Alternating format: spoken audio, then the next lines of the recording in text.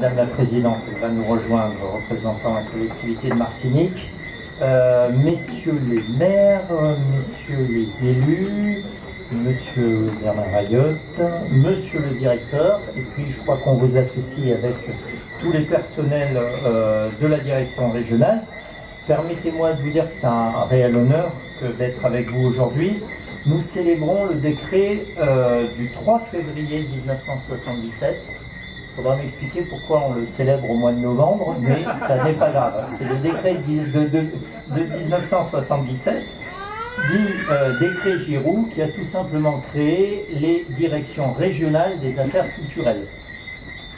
Je vous remercie de nous avoir invités et je salue amicalement tous les agents de la direction des affaires culturelles. Alors ici, elle n'a pas de R, mais c'est quand même bien une direction régionale. Je dis à ces agents que c'est aussi votre anniversaire ce soir, que nous partageons avec vous. Merci bien sûr aux représentants des collectivités, des établissements culturels d'être présents. Vous êtes les partenaires, aux associations. Parler avec l'association qui supporte la musique de Schulcher, mais il y en a bien d'autres. D'être présents ce soir, je crois que c'est important de dire tous les partenariats, bien sûr, monsieur Ayotte, tous les partenariats qui existent avec la direction des affaires culturelles, c'est important. La conception française de la culture est quand même, reconnaissons-le, tout à fait particulière. Certains pays, monsieur le directeur, je suis désolé de vous le dire, mais certains pays n'ont pas de ministère des affaires culturelles. Et même dans certains pays encore plus condamnables, la culture est une affaire secondaire. Ce n'est évidemment pas le choix qu'a fait notre pays, puisque pour la France, la culture doit porter une ambition. Et cette ambition, elle me semble assez intéressante, puisque on peut la résumer en disant qu'elle vise à garantir aux citoyens, quelle que soit sa condition sociale et le lieu où il se trouve, un accès minimum à la culture. Il y a une ambition culturelle française et pour prendre l'actualité, nous avons eu récemment la récente inauguration du Louvre à Abu Dhabi qui montre que cette ambition, elle est aussi mondiale et universelle. Alors en France, monsieur le directeur, c'est le ministère de la Culture qui porte cette ambition et qui, au terme, je me suis replongé dans le décret du 24 juillet 1959 qui a resitué les ambitions du ministère de la Culture et donc cette ambition, le ministère de la Culture a pour mission de rendre accessible, c'est quand même assez notable, de rendre accessibles les œuvres capitales de l'humanité et d'abord celles de la France au plus grand nombre possible de Français et d'assurer la plus vaste audience à notre patrimoine culturel en favorisant la création des œuvres de l'art et de l'esprit qui l'enrichissent. Je crois que tout est dit dans cette écriture. On a un peu perdu en écriture administrative la beauté des écritures administratives d'autrefois. Mais vous le savez, ici en Martinique, et mieux que quiconque, la politique culturelle et patrimoniale n'a de sens, même si elle est portée depuis Paris et depuis le ministère de la Culture, que si elle s'enracine dans les territoires. Cela est évidemment vrai en France hexagonale, mais encore plus ici, et reconnaissons que c'est sans doute le génie, pourquoi pas de Prosper Mérimée pour remonter loin, mais surtout d'André Malraux et de ses successeurs, de voir que la culture française, dans son ambition, ne réussirait que grâce à ces territoires. En tout cas, c'est cet esprit qui a guidé la création des directions régionales des affaires culturelles, donc il y a 40 ans et demi maintenant. Si aujourd'hui, je crois que personne n'oserait remettre en cause les directions régionales des affaires culturelles, disons-le très ouvertement, à l'époque, cela n'est pas allé de soi, ça a été un combat qui a bien souvent été difficile. Je crois que la vraie réussite de votre direction des affaires culturelles ici en Martinique, elle est devant nous, c'est d'avoir permis l'émergence de 1000 initiatives locales assez fortes, qui sont créatrices, qui sont originales, Et je le note, c'est d'autant plus remarquable que la décentralisation est quand même passée par là. Chaque territoire s'est donné des institutions, et ici en Martinique, en 2015, avec le référendum d'abord de 2011, puis qui a pris corps en 2015 avec la collectivité de Martinique, il y a une vraie ambition culturelle de la Martinique et pour la Martinique, mais convenons qu'elle se produit, elle se déroule à côté de l'action que vous entreprenez, et même, je dirais, qu'elles s'enrichissent l'une et l'autre. Alors, vous le savez, mesdames et messieurs, chaque année, au moment du débat budgétaire, il y a toujours des discussions sur quelle va être l'importance du budget de la culture.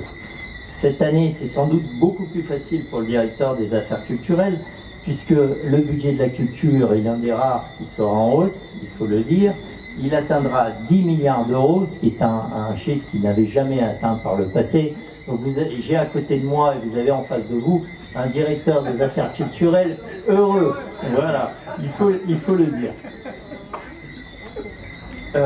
Nous avons d'ailleurs, à travers ce budget, l'affirmation d'un certain nombre d'orientations qui sont assez fortes et qui justement retranscrivent bien ce qui a présidé à la fois à la création du ministère de la Culture, puis en 1977 à la création des DRAC. C'est que la politique culturelle française, non seulement elle se veut universelle, mais elle se veut vraiment multicanale et multi-champ culturel. Et c'est ça qui, je crois, fait une autre de nos caractéristiques.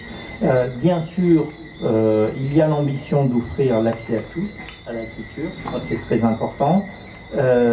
Il y a aussi l'idée de favoriser par la vie culturelle la cohésion sociale et le dynamisme économique des territoires. Toujours dans les orientations du ministère de la Culture, il y a la contribution à la refondation d'une véritable politique de la francophonie. Je crois que, vous le savez, la première langue qui accompagne le français, c'est quand même le créole, et donc c'est extrêmement important de le dire ici en Martinique. Il y a bien sûr le fait de soutenir la création et les artistes, et de préserver notre modèle français qui affirme résolument la diversité culturelle. Et puis, je crois qu'à travers le modèle culturel que nous prenons, il y a la volonté de favoriser le plus grand pluralisme, bien sûr dans les différents canaux audiovisuels, mais également dans toutes les expressions artistiques. Voilà l'affirmation, j'allais dire, centralisée de la politique culturelle française. Et moi, je trouve que depuis les quelques mois, ça ne fait que 3 mois que je suis ici, donc je le dis encore modestement, mais il me semble que la Martinique peut regarder et même développer et apporter beaucoup à cette politique culturelle et l'enrichir considérablement. La culture antillaise, la culture créole au sens large, qui a acquis ses lettres de noblesse depuis maintenant plusieurs dizaines d'années, ont acquis, et il faut le reconnaître, après bien des combats. La création de la direction régionale des affaires culturelles n'allait pas de soi. Reconnaissons que le combat pour l'affirmation, notamment de toute la littérature créole, a pris quand même quelques dizaines d'années aussi. Je crois que les différents écrivains, dont beaucoup d'entre eux ont obtenu des prix au plus haut niveau français, ont réussi ce combat et ont su imposer une culture qui enrichit, qui est propre, il faut le dire, et qui enrichit également la culture française. Chacun peut le constater, bien au-delà d'ailleurs de la littérature. Il suffit de lire les poèmes d'Aimé Césaire, il suffit de regarder les créations artistiques. Monsieur le Président, vous inauguriez jeudi soir une nouvelle exposition, Régal des yeux. Il suffit, alors la Présidente n'est pas là, mais d'aller regarder quelques chorégraphies, comme la semaine dernière, pour voir combien la culture française s'est enrichie grâce à tout ce que la Martinique en particulier et les Antilles en général, et même les Caraïbes, lui ont apporté. Qui saurait nier qu'aujourd'hui la France est beaucoup plus riche de toutes ses diversités? Je voudrais bien sûr profiter de cette occasion pour vous parler des Assises de l'Outre-mer. Vous savez, nous avons lancé cet exercice il y a quelques jours. Le Premier ministre est venu lancer l'exercice en Martinique. Il s'agit en réalité d'un exercice simple, c'est d'être capable de proposer des projets très concrets pour les 5-6 ans à venir et de porter à travers eux une vraie ambition pour la Martinique. Il me semble que la culture y a toute sa place. En tout cas, moi j'incite vraiment fortement les acteurs culturels, les Martiniquais et les Martiniquaises à présenter aussi à l'occasion de ces assises des projets culturels. Nous serons à leur côté. Nous en avons parlé avec le directeur, on a parlé un peu de patrimoine, mais on a parlé cinéma, monsieur le directeur, mais il y a sans doute bien des projets que vous avez les uns et les autres dans la tête ou en cours de réalisation. Et je vous encourage vraiment à venir nous les présenter, à en parler notamment avec le directeur des affaires culturelles. Je crois que la mise en avant de la culture dans les assises peut être un fait qui distinguera particulièrement la Martinique. Pour conclure très rapidement, permettez-moi de faire part d'une conviction. C'est que la culture, surtout aujourd'hui, la langue, le patrimoine que la France porte à travers l'Hexagone, mais à travers les Outre-mer, c'est à travers aussi cela que la France est aimée et admirée dans le monde. L'ouverture, l'universalisme, le respect de l'autre, ce sont toutes nos valeurs qui s'opposent à celles défendues par ceux que l'on pourrait qualifier des porteurs de haine. Et dans les moments présents, ce que je dis n'est pas neutre compte tenu du jour auquel nous nous trouvons ce soir. Et dans ce combat pour l'émancipation, nous disposons évidemment d'une arme qui est très forte, qui est celle de la culture. Et j'ai retrouvé, grâce à la complicité de la direction des affaires culturelles, la définition de la culture par Aimé Césaire, justement. Et je crois que dans les phrases que je vais prononcer, tout est dit. En effet, la culture pour Aimé Césaire, c'est tout ce que les hommes ont imaginé pour façonner le monde, pour s'accommoder du monde et pour le rendre digne de l'homme. Je crois que tout est dit, ce sont l'affirmation de nos valeurs par un Martiniquais pour la culture martiniquaise et pour la culture française et pour l'affirmation haut et forte de nos valeurs les plus fondamentales. Je vous remercie.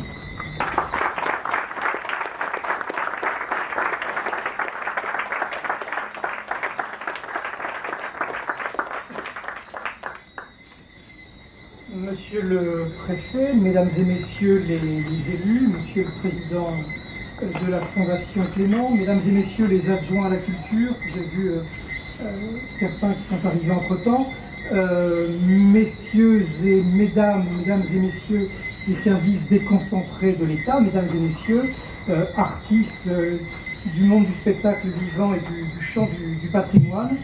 Mon intervention sera brève, parce que normalement il n'est pas de tradition de parler après le préfet.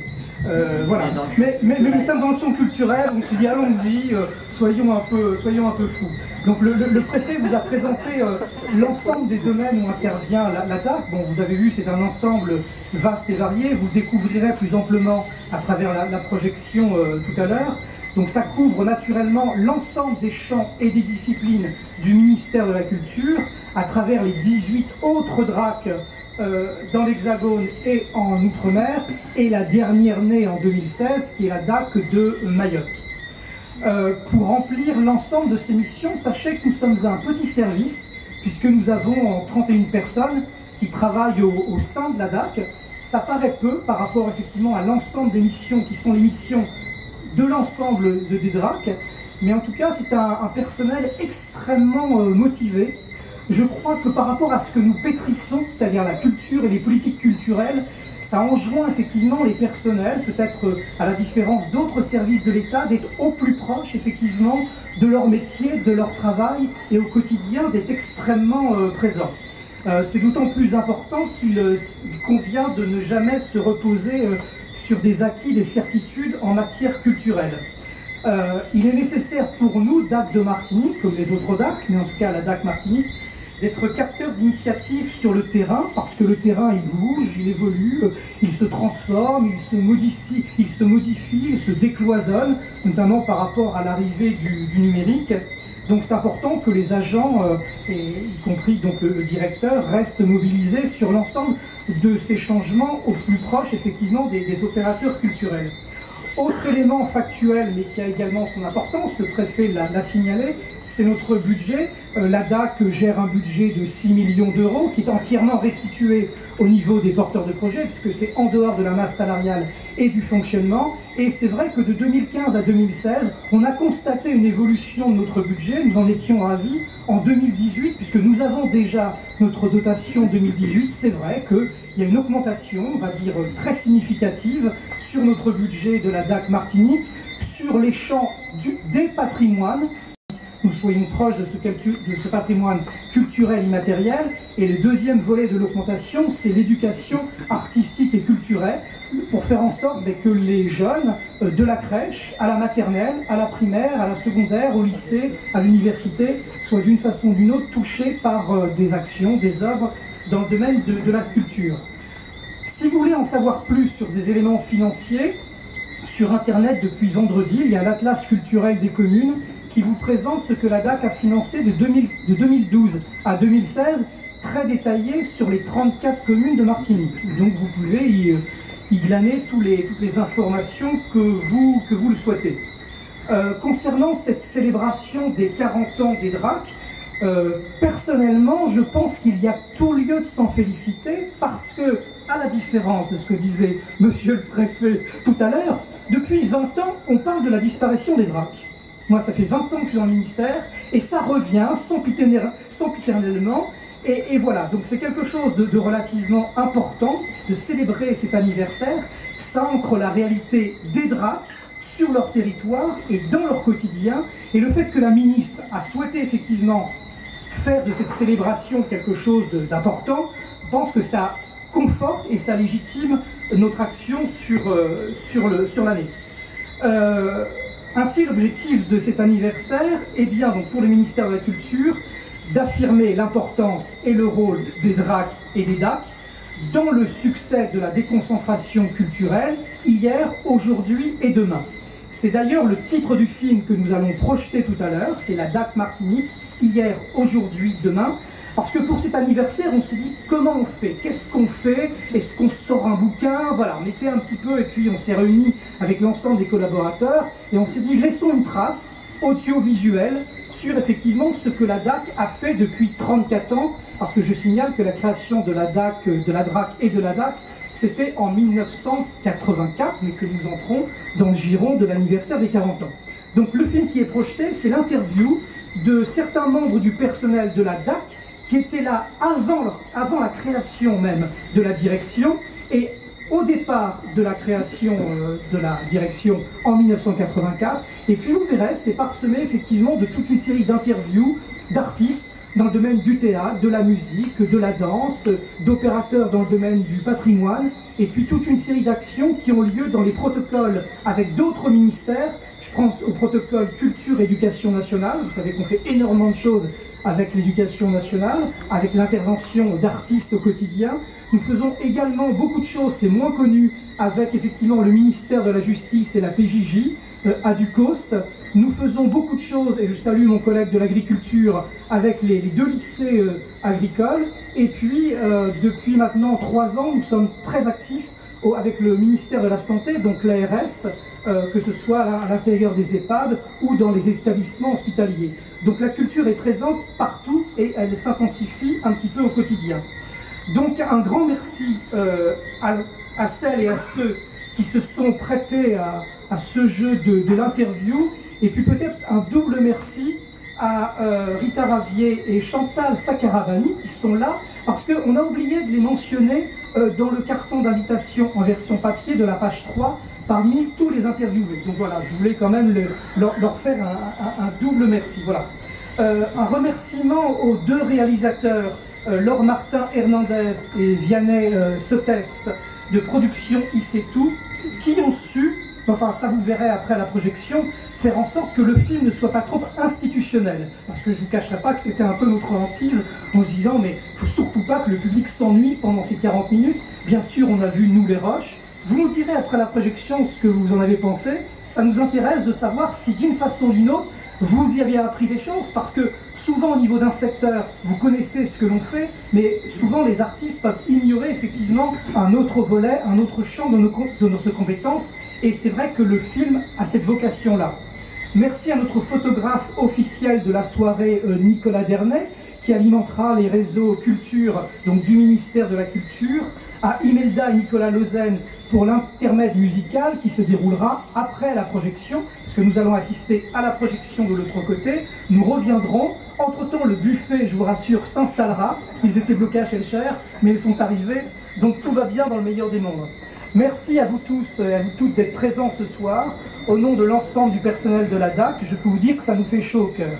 Et je voudrais conclure, non pas par une citation, mais par quelques lignes qu'un jeune artiste de 35 ans, Mohamed El Khatib, avait présenté dans son dossier de candidature. Il faisait partie des 4 présélectionnés du Centre dramatique national de Gennevilliers. Et dans son projet, il a écrit la chose suivante. Et quand j'ai lu cette chose-là, j'avoue que les poils de mes bras se sont un peu... Parce que ça m'a semblé, moi, tellement fort ce qu'il écrivait. Et je me suis dit, ça oriente tellement notre demain que je voulais au moins vous le faire partager. Donc il écrivait dans son projet... En 1953, Jean Vilar écrivait que le théâtre doit être un service public comme l'eau, le gaz et l'électricité. Un demi-siècle plus tard, force est de constater qu'il n'y a pas de lumière à tous les étages. Ainsi, on ne va pas vous apporter notre lumière pour éclairer les gens. Non, nous allons œuvrer avec les artistes et la population afin de rallumer la lumière à tous les étages parce qu'elle s'y trouve déjà. Voilà, je trouve cette citation admirable et je me dis que ça doit orienter notre action aujourd'hui, en tout cas, et demain. Merci de votre attention.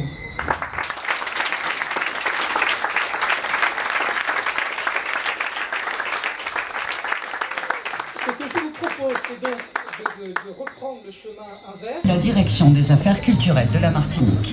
Service déconcentré du ministère de la Culture et de la Communication, la DAC intervient dans 2 grands domaines d'activité. La création et les industries culturelles, mais aussi dans les patrimoines, l'architecture et l'urbanisme. Parmi les 30 agents que compte l'institution, certains sont arrivés au tout début de cette aventure en 1984, lorsque la DRAC Martinique a été créée. Avec leurs souvenirs et ceux de leurs partenaires, ils témoignent de plus de 3 décennies d'action au service de la culture en Martinique.